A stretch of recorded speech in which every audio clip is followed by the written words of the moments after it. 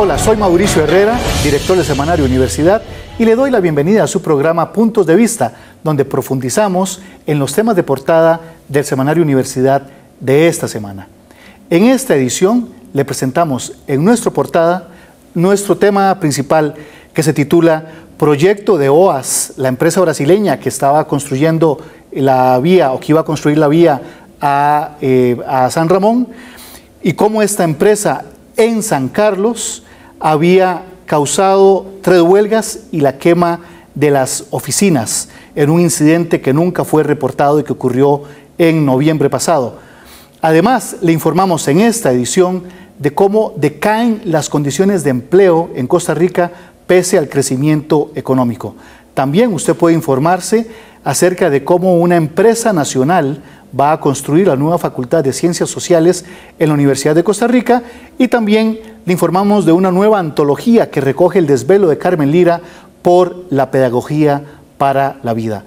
En esta edición nos acompaña el doctor Jorge Enrique Romero, experto en Derecho Administrativo, profesor de Derecho Administrativo en la Universidad de Costa Rica y coordinador del doctorado en Derecho de esta universidad.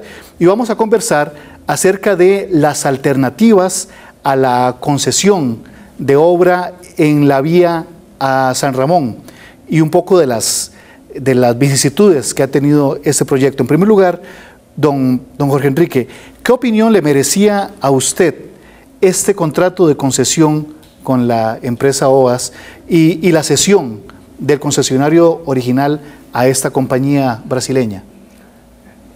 Bueno, el tema que usted propone ameritaría o haría necesario que el ciudadano común y corriente, y yo también, tuviera al alcance toda la información sobre estos contratos, y la ciudadanía no los conoce. Es decir, yo no conozco el contrato que se firmó hace 10 años, que se trasladó a esta empresa extranjera brasileña con esas siglas, OAS. No, entonces la ciudadanía no conoce los términos del contrato.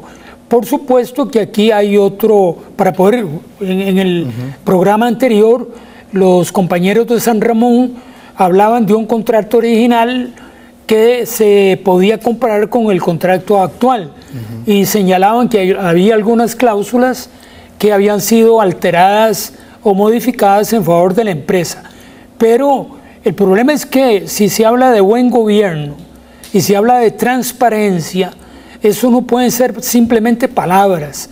Es decir, tiene que haber la mejor y la mayor cantidad de información disponible en las páginas web de todas las oficinas del Estado para que se puedan ver esos contratos, esos documentos, inclusive en las páginas web en Internet de la Contraloría General de la República. En primer lugar, la transparencia, especialmente en proyectos tan complejos como, es decir, aquí lo que hay no es transparencia, es oscuridad, opacidad. El ciudadano común y corriente, que tampoco ganaría mucho leyendo los contratos porque están escritos en un lenguaje que se llama esotérico, que es de especialistas. Entonces, que por lo menos los abogados y abogadas del derecho público lo tengan a su alcance para poder analizarlo, para poder leerlo. En Estados Unidos se acostumbra en esas obras que la comunidad que va a ser afectada se distribuye esta documentación y se hacen sesiones con la comunidad para hablar del proyecto. Pero aquí, el problema es que aquí hay opacidad porque lamentablemente no se aprende de que los negocios tienen que ser transparentes, porque si no son transparentes lo que hay es corrupción. Había una figura que se usó en todo este asunto de la concesión de la obra pública de la vía a San Ramón, una figura que se llama cesión del contrato de concesión. Bueno, y que eso se utilizó en lugar de hacer una nueva licitación, que llegó un momento donde se le dieron muchas prórrogas o aplazamientos al inicio del contrato a la empresa anterior, después se dio un aplazamiento indefinido, y al final esta administración, este gobierno de Laura Chinchilla, optó por esta figura de cesión del contrato de concesión, donde la empresa anterior a la que se le había adjudicado la traspasó a una nueva compañía sin que hubiera un proceso de licitación en medio. Es que ese es el problema, que como todo es un negocio, lo que tenía ahí, que después de 10 años de incumplimientos, era terminar el contrato con la anterior empresa, meterle todas las multas y las sanciones del caso, y se terminó el asunto y se llama a otra licitación. Pero como lo que hay es un negocio, simplemente, no, haga un papelito ahí, cede el contrato a otra empresa y aquí no ha pasado nada. No, ese es un procedimiento absolutamente arbitrario, absolutamente ilegal y oscuro.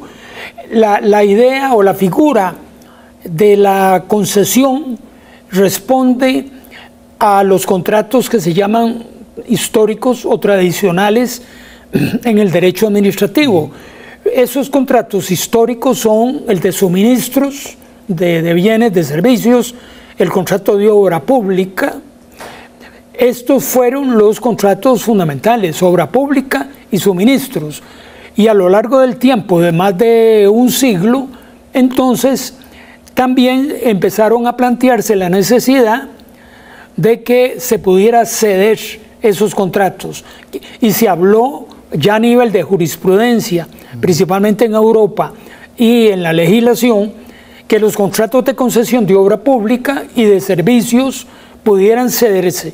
Pero hay todo un sistema de controles teóricamente concebidos, pero en la práctica no se cumple. Porque ahí uno se pregunta entonces qué garantía tendría el Estado y la sociedad de que la empresa a la que se le traslade ese contrato tenga capacidad para hacerlo y que sea la mejor oferta y que sea lo más beneficioso para la sociedad como un todo. El problema es que usted como un ciudadano, usted lo ve así, de que no solamente se cumple con la legalidad, con el ordenamiento jurídico que regula esta contratación, sino que haya un mérito de oportunidad, de conveniencia, que se cumpla con el bien común, el interés público, el interés de la población.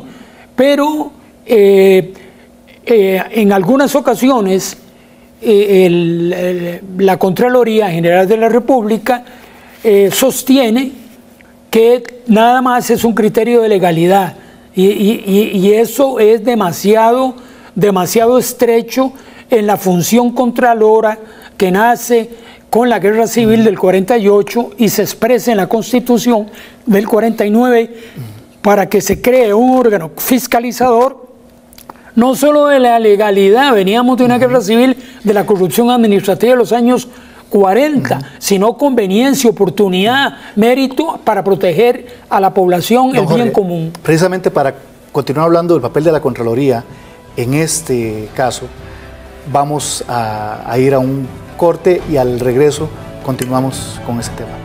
Gracias.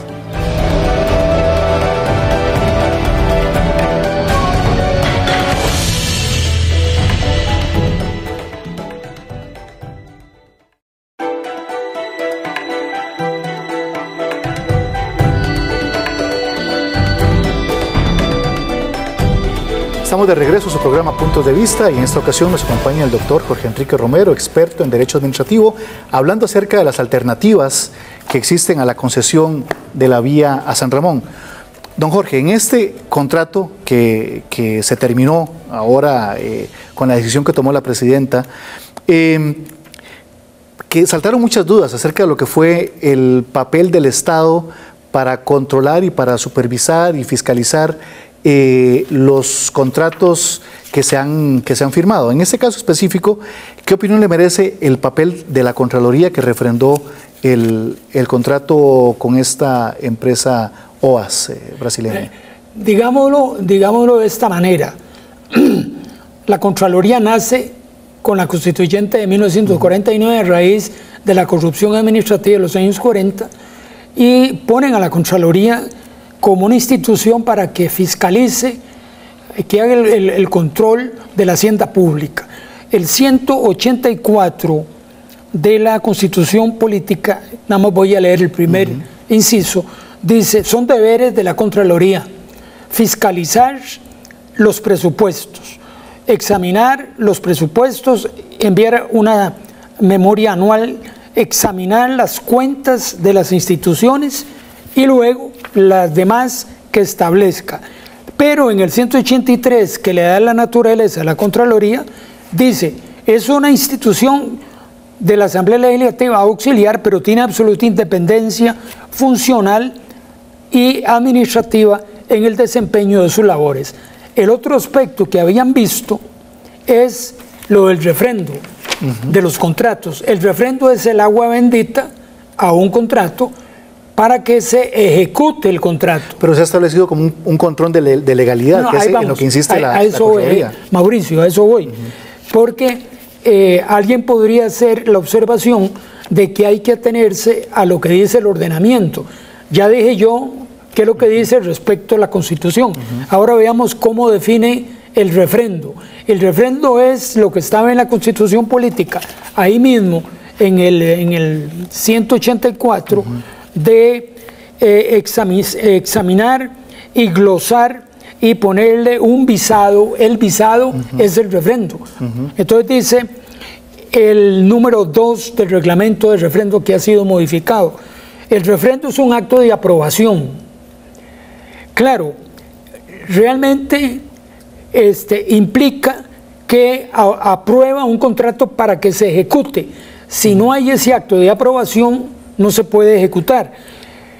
Es un requisito para que el contrato sea eficaz y se cumpla. La Contraloría podría ser más para detectar posibles problemas que afecten o lesionen al No, a eso voy. Yo sé lo que querés decir. Por eso, porque lo he oído ya y lo he leído. El refrendo de la Contraloría, porque escuché a la señora Contralor, a doña Marta, en la Asamblea, dice, el refrendo es para examinar y verificar que el contrato, las cláusulas del contrato, las condiciones del contrato, se ajuste al ordenamiento jurídico.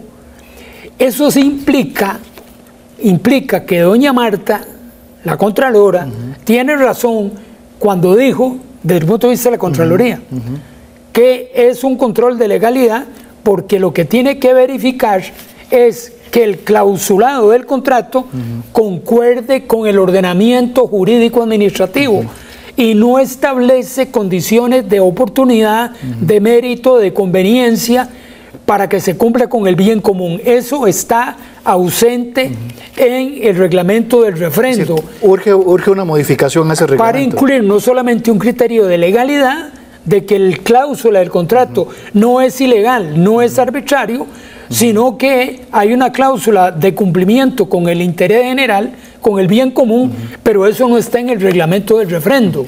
Es una tarea que hay doña pendiente. Marta tiene razón cuando ella dijo eso, pero nosotros como ciudadanos exigimos que el control y la fiscalización a cargo de la Contraloría debería incluir condiciones de oportunidad, de conveniencia, de mérito y de cumplimiento del bien común. Hasta ahora, ¿cuál es el balance que usted hace de la aplicación de la figura de la concesión de obra pública?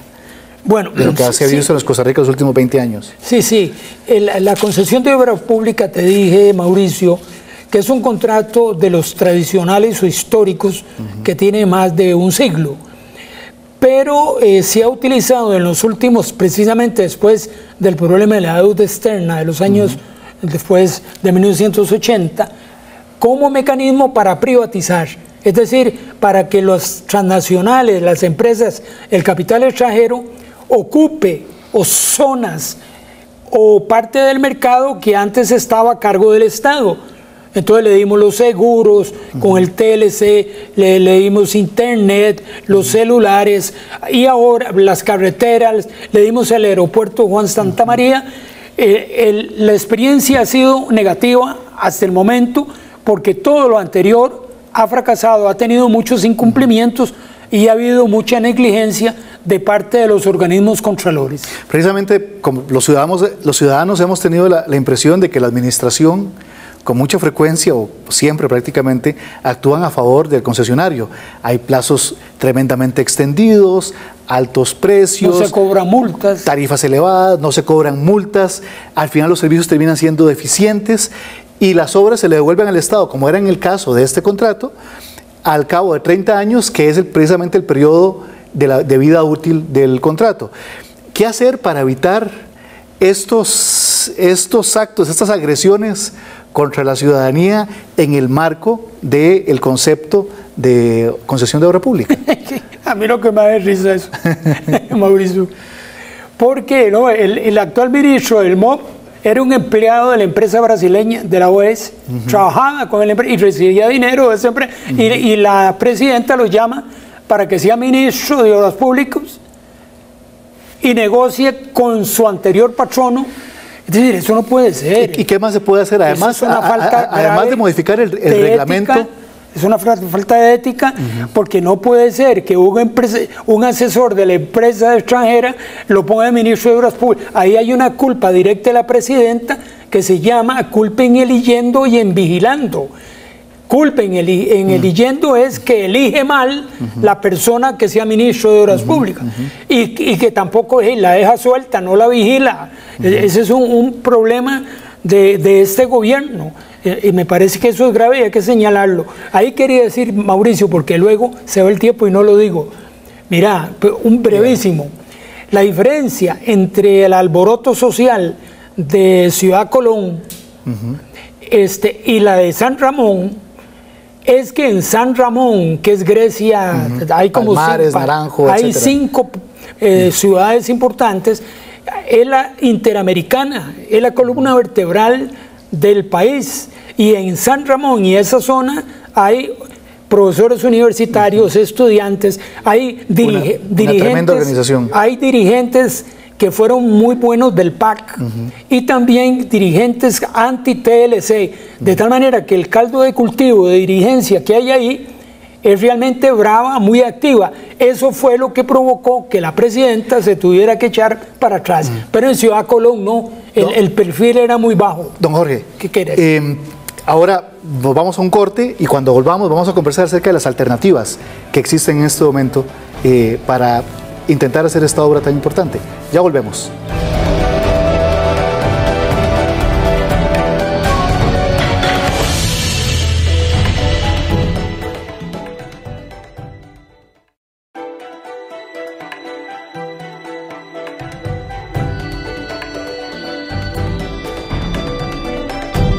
Continuamos en su programa Puntos de Vista. En esta ocasión nos acompaña el doctor Jorge Enrique Romero, especialista en Derecho Administrativo. Don Jorge, la concesión de obra pública es una figura imprescindible para la construcción de infraestructura o es una expresión más de políticas orientadas ideológicamente a reducir la participación del Estado? Es decir, a privatizar los bienes que son del pueblo. No terminé de explicarte para decirte por qué Adelante. Me estaba riendo. Es que mientras la cúpula política de un país esté dedicada a hacer negocios, le interesa más el negocio que el bien común. Entonces lo único que cabe es que el pueblo se eche una gran borrachera y se drogue todo y ponga a otros políticos, armen sus propios partidos y le diga a esa clase política, adiós, no los creemos porque han traicionado al pueblo. Eso es lo que ahora me hables, las opciones. Las opciones. Realmente lo de las opciones es importante porque si el capital nacional, los bancos, y los empréstitos, la capacidad de empréstito que tiene el Estado puede tener una enorme cantidad de dinero para construir esas obras, la respuesta es que el propio Estado tiene capacidad para hacerlas. Sin que eso implique disparar el gasto público. No, nada. Y todas esas pero es una hablada de los políticos. Porque ¿cuánta plata votaron en la trocha? Más de 40.000 millones votaron en la trocha. ¿Y quién es el responsable? La presidenta que dio la orden que se hiciera. Pero como en este país no pasa nada y los órganos de control y fiscalización no sirven cuando la ballena es muy grande, a los pescaditos les va muy mal, a los peces pequeños, pero a los grandes no les pasa nada. Pero esa es la responsable. Entonces, el país puede asumir esas obras porque el país tiene capacidad de endeudamiento y además los peajes lo pagan. De tal modo que no hay, y además aquí hay un grupo de profesionales muy capaces, que son precisamente los que viene el capital extranjero a contratar. Que es algo que nos llama siempre la atención, que se le concesiona o se le entrega estas obras a una empresa extranjera, pero que llega acá sin tener ni infraestructura, ni mucho menos, ni conocer contrata nada. Personal, busca los créditos, incluso a veces en el sistema bancario nacional, los bancos los profesionales, usa los mismos profesionales, y llama muchísimo la atención que uno se pregunta, bueno, ¿por qué no lo hacemos nosotros mismos? Porque si los hacemos nosotros o el Estado, hay menos chorizo. El chorizo es más grande cuando el capital extranjero da una buena propina, y entonces ahí los de arriba todos se mojan. En ese sentido, el plan o la propuesta de la concesión de obra pública ha sido, desde su perspectiva, una gran oportunidad para hacer negocios impropios o puesto en concreto para hacer chorizos. No, date cuenta, yo escribí este libro sobre contratos de Alterra y presenté la acción de constitucionalidad. El magistrado, que en paz descanse, Rodolfo Pisa, me dio la razón. Ya existía la ley de concesión cuando el artículo 2 decía que los aeropuertos solo se pueden dar a particulares por la ley de concesión de obra pública. Pero entonces, para que hubiera un chorizo, ¿qué fue lo que hicieron?